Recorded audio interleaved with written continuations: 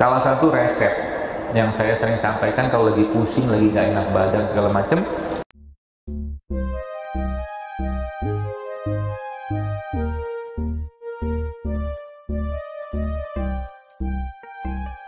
ini sebenarnya ilmu sederhana sebenarnya. Satu cara, kalau Anda, mungkin bukan Anda, mudah-mudahan bukan Anda, sudah terlalu banyak obat-obatan masuk, sudah terlalu banyak katakanlah apapun yang butuh kimia masuk ke badan Anda, maka coba di riset. Riset yang paling tinggi, riset itu di riset ya.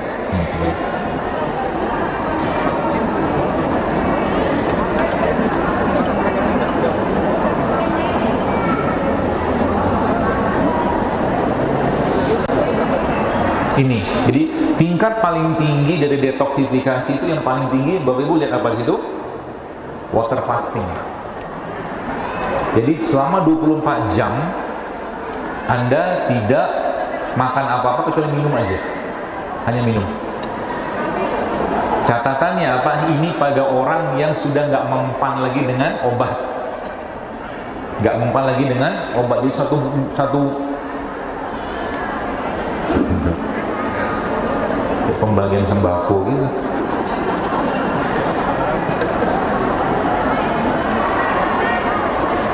Kita sampai jam berapa ya, MC? Mas, sampai jam berapa? Terus sampai jam 10. Tanya 10 terus saya tanya jawab. Ya baik. Jadi kalau sudah obat tidak bermanfaat lagi, gak berefek lagi, udah terlalu banyak sampah di badan, coba stop semua, 24 jam minum air aja. Air apa? Jangan air kelapa, air putih dulu. Jokin air putih terus. Pernah dulu ya, saya sampaikan, dan imam ada, Rasulullah SAW pernah juga mengajarkan kepada kita, salah satunya apa? Salah satunya adalah beliau dalam 1 bulan itu tidak mengkonsumsi apapun kecuali kurma sama air putih. Itu bentuk detoksifikasi yang sangat luar biasa. Kalau kita nggak punya kurmanya, ambil air putih. Cuman air putih, Anda harus ingat, tidak semua air putih sama. Ya, kalau Anda yang sudah bisa minum air zam-zam, zam-zam itu ada rasanya. Air yang terbaik kalau saya memahaminya, kalau saya punya, karena memang ikatan gen tubuh kita itu berada pada pH alkali.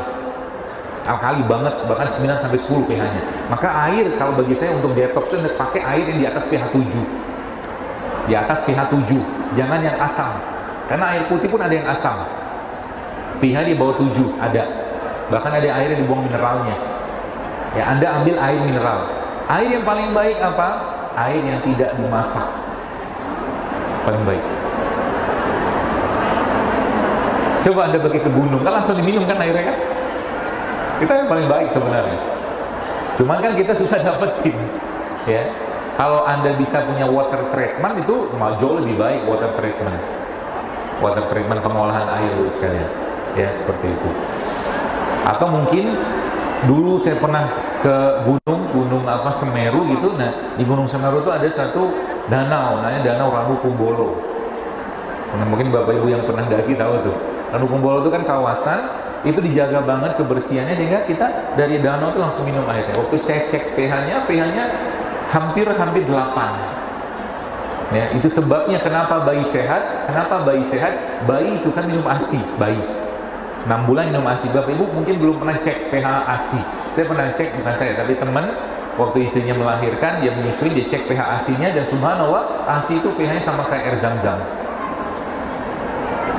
pH ASI itu sama kayak air zam-zam.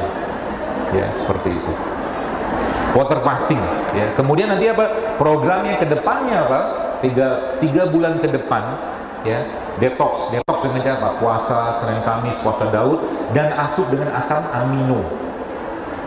Sambil contohnya apa tadi? Jangan langsung minum air kelapa, kaget badannya. Karena air kelapa itu kalau Bapak Ibu cek pH-nya asam dia.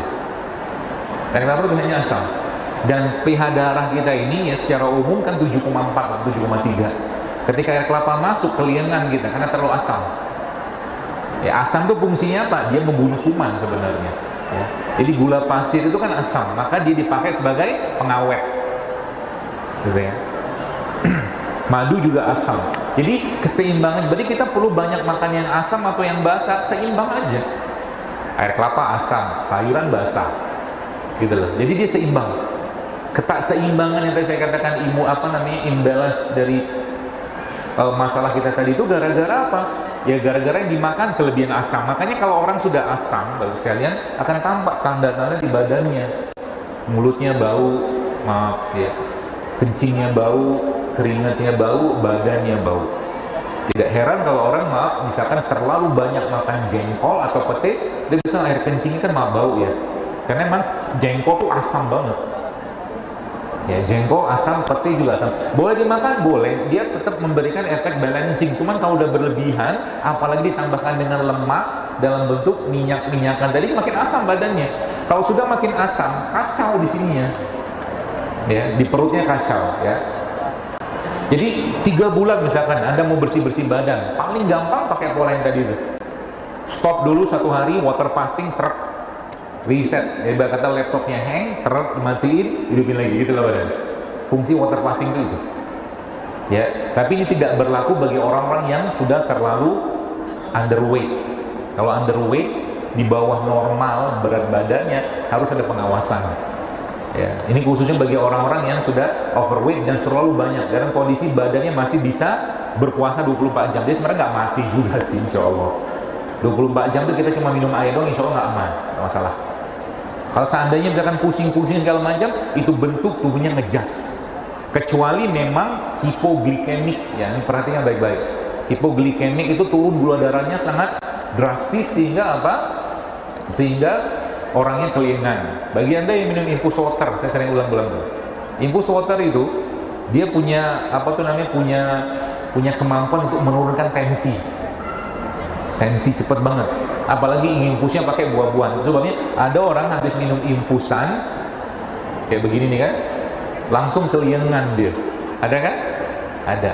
Kalau sudah keliengan, ilmunya saya ajarin ya, informasinya. Kalau sudah keliengan, apa yang harus kita kerjakan? Atau apa yang kita bisa pahami? Kemungkinannya 2. Kalau nggak hipoglikemik, turun gulanya. Kalau nggak hipotensi, tensinya turun. Solusinya apa? Gampang. Kalau lagi hipoglikemik, ada itu aja, ambil madu, minum madu. Kapan atau di mana kita mendapatkan madu tadi? Bawah lidah paling cepat. Ambil madu yang nggak kental, taruh di bawah lidah. Gitu ya. Itu salah satu caranya. Ya. Kemudian hipotensinya, kan hipotensi tadi kan hipoglikemik itu kan turun gula darahnya tuh. Hipotensi pakai apa? Pakai ini. Kenapa saya lihatin dia ya? Ini apa nih? Sudah enak. Alhamdulillah. Coba dulu sini. Dulu apa enggak? Oh ini udah.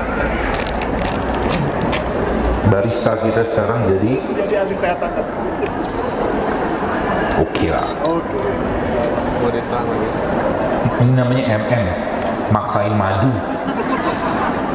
Bawang putihnya kurang banyak, tapi nggak apa-apa, cukup lah. Makanya bikin itu tuh pakai hati, pakai cinta. Betul nggak? Masih jomblo dia. Anda bikin sup, Bu, bikin sup nih, takerlah jahenya, takerlah kayu manisnya, takerlah cengkehnya, takerlah berapa banyak bahan yang dibutuhkan tadi, tapi bikinlah sup tadi karena lagi marah, bete, baper, nggak bakal terasa tuh makanan. Betul nggak? Iya loh. Hati itu punya apa ya? Punya peran yang sangat dominan. Ini buat siapa nih? Tuang aja deh. Buat bapak-bapak ya? Ya.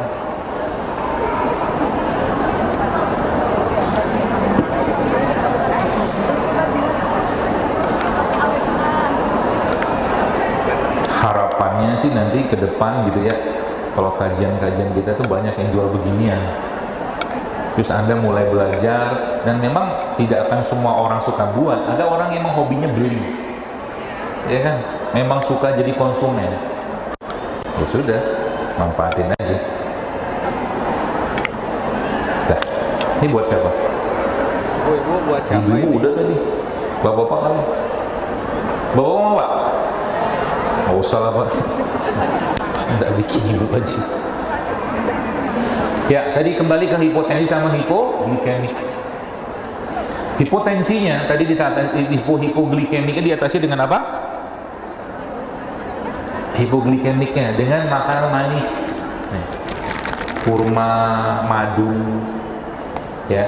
Jadi pusing, jangan langsung minum obat sakit kepala, karena hipoglikemik pun bisa bikin pusing.